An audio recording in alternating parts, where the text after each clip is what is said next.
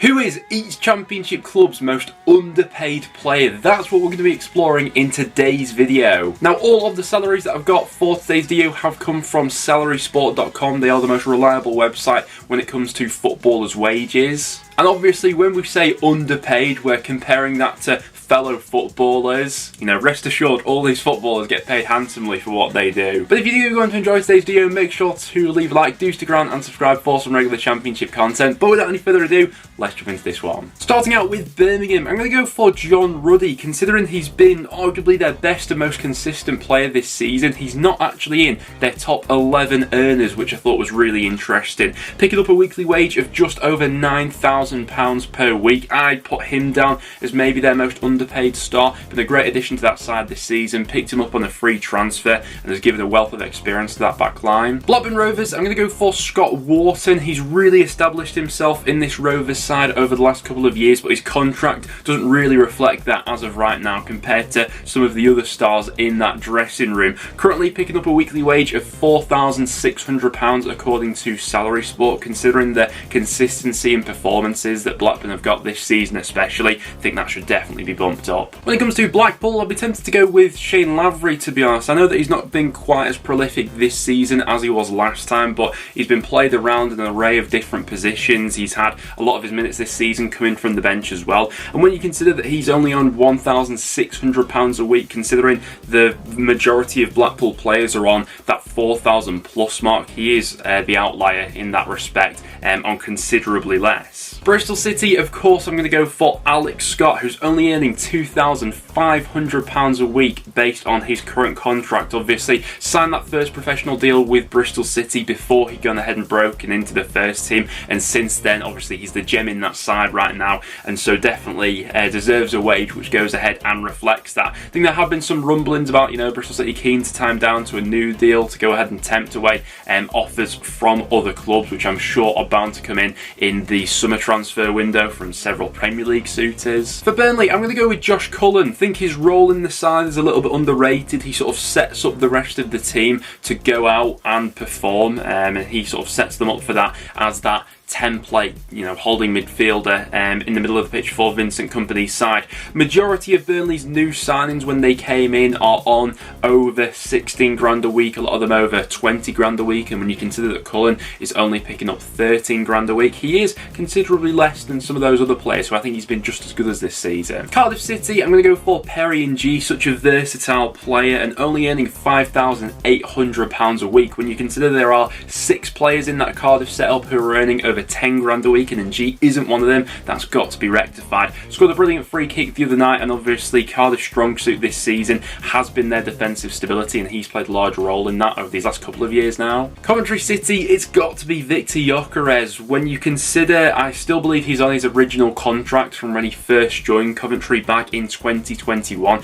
and his wage definitely doesn't reflect the player that he is right now, only earning £4,500 a week. When you consider the goal output that Coventry have got from him this season compared to some of the other massive earners in the Championship in terms of forwards, he deserves to be right up there, and obviously a new contract could be in the works, or I'm sure a tempting offer isn't too far away from coming in from the Premier League either. Huddersfield Town, I'm going to go Michael Heelick, even though he's already one of their highest earners on £8,900 a week, but honestly, looking through their squad and their weekly earnings, I'm struggling to justify anyone who I think has deserved more than they're already being paid this season because of how much of a disaster it's been this far into it for Huddersfield. With Hull City, I'm going to go for Regan Slater, considering he's a starter for that Hull side week in, week out, and he's not actually in their top 16 earners based on this season. I think that should be rectified. He's currently picking up a weekly wage of £7,700. Obviously, Hull had a massive influx of new players coming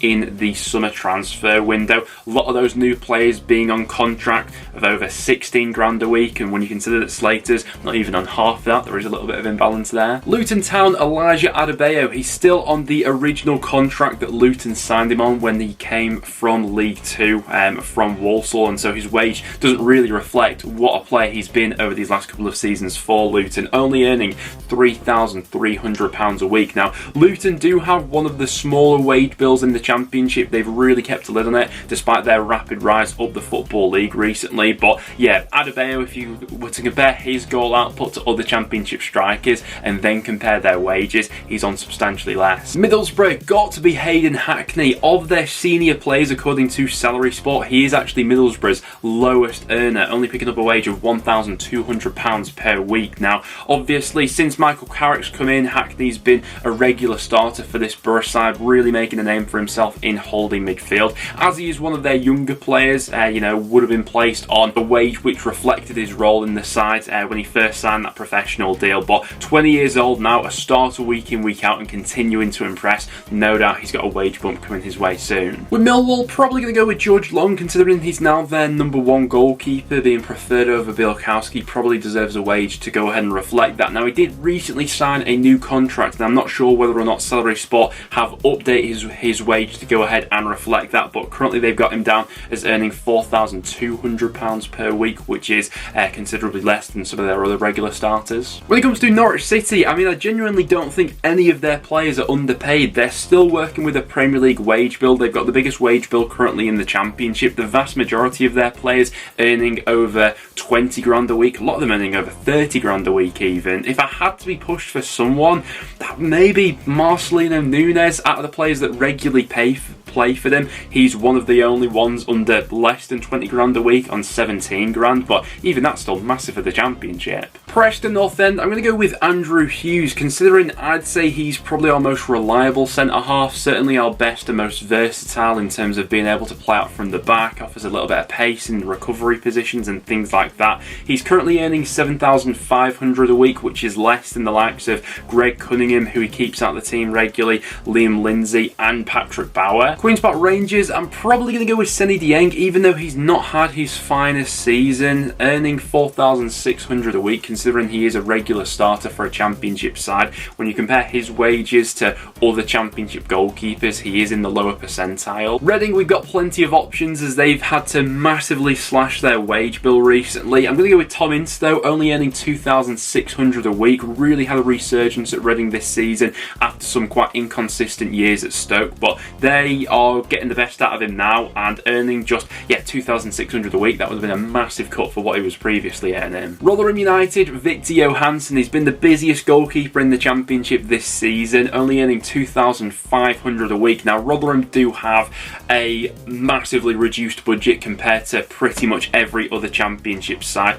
but even going off Rotherham's quite slender earnings, he is still in the lower percentile of that, only earning £2,500 a week. Sheffield United, it is unquestionably Iliman Ndiaye, who is one of, if not the best player in the Championship this season, only picking up a weekly wage of £4,100 at Bramall Lane. Now, obviously, he signed that contract with Sheffield United before he was a regular starter in the first team, and this season his goal output has absolutely exploded and his overall performances have taken a massive step in the right direction. There was plenty of Premier League interest in him over the January window. Sure, that's going to roll around once again in the summer should Sheffield United not make it there themselves, but yeah, only picking up that wage, he's got a case to be, one of the biggest earners in the Championship given his performances this season. Stoke City, I'm going to go with Ben Wilmot. I think in the grand scheme of things, he's probably been one of their more consistent performers this season, and given there are 19 players who are on a bigger weekly wage at Stoke currently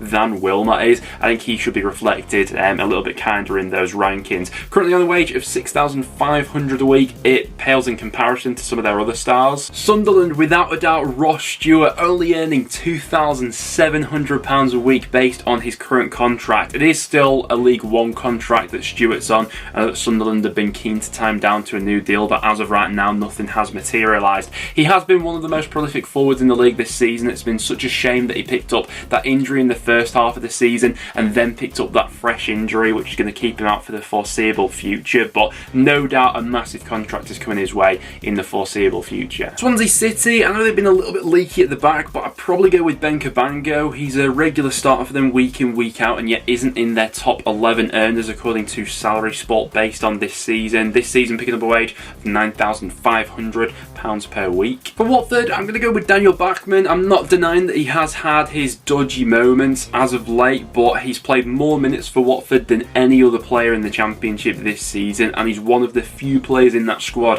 who's on less than 10 grand a week. Watford very much still working with a sort of Premier League wage bill, as it were. Bachmann earning £8,400 per week based on his current contract with the club. West Brom, got to go with Alex Palmer. Quite a few goalkeepers have made it onto today's video, but when you consider that Palmer's currently picking up a wage which is less than half of what David Button's earning, there's definitely room for an improved deal, I feel like, in there for Palmer. Shame about the injury recently, but when he has played, I think West Brom have been a lot more stable at the back, whereas when obviously Button's been on the pitch, there have been a lot of mistakes. This season, Palmer's picked up a wage of £4,500 per week, obviously signed on a deal as a backup goalkeeper, and that sort of wage reflecting that within the context of the rest of that West Brom squad. Wigan Athletic, definitely Will Keane. He signed his latest contract with Wigan whilst they were in League One, and so his wages still reflect that of a League One player, and certainly not a player who's been Wigan's most prolific outlet in the Championship this season. Just earning £1,400 a week according to Salary Sport. No doubt that if another deal is in the pipeline, he'd get a massive boost up on that. But guys, there we have it. There was every Championship club's most underpaid player in my opinion. All of the data for wages was taken from the website Salary Sport, so if there are any inaccuracies there, that's where I have got all the data from. But if you did go on to enjoy today's video, make sure to leave a like and do stick around and subscribe for some regular Championship content. Thanks for watching, guys, and I'll see you all in the next one.